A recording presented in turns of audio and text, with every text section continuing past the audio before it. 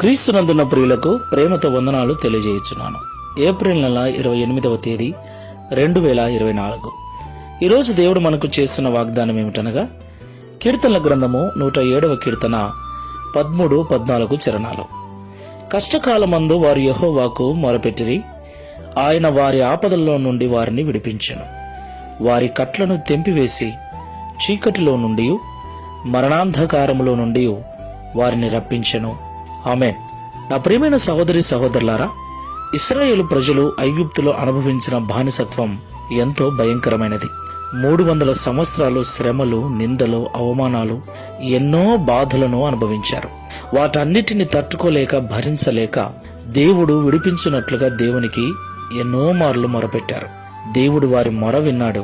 వారికి కలిగి ఉన్నటువంటి ఆ భయంకరమైన పరిస్థితి నుంచి వారిని విడిపించాడు.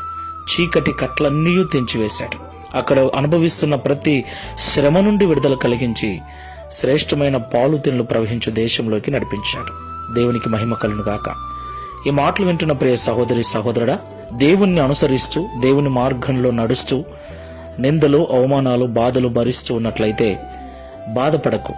ఇశ్రాయేలీయులు తమ కష్టకాలములో మొరపెట్టినట్లుగా నీ శ్రమలలో, నిందలలో, అవమానములలో నీవును ప్రార్థించినట్లయితే, ఉపవాసం ఉండి దేవునికి మొరపెట్టినట్లయితే, ఇశ్రాయేలీయుల మొర విని వారిని విడిపించిన దేవుడు నిన్ను, నన్ను కూడా విడిపించటానికి సమర్థుడు.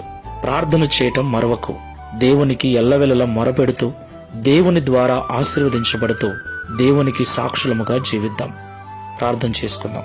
పరిశుద్ధుడా, ప్రేమగల తండ్రి, మీకు స్తోత్రాలు నాయన. ఇంతవరకు మాతో మీరు మాట్లాడిన ప్రతి మాటను బట్టి వందనాలు చెల్లిస్తున్నాం.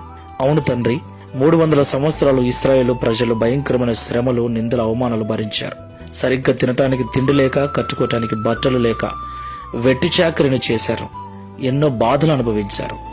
వారి బాధ భరించలేనంత ఎక్కువై ఆ బాధ నుండి విడిపించమని నీకు మొరపెట్టినప్పుడు వారి మొర విని వారిని శ్రమ నుండి విడిపించి బాధను తొలగించి శ్రేష్టమైన దేశంలోనికి నడిపించిన దేవుడవు.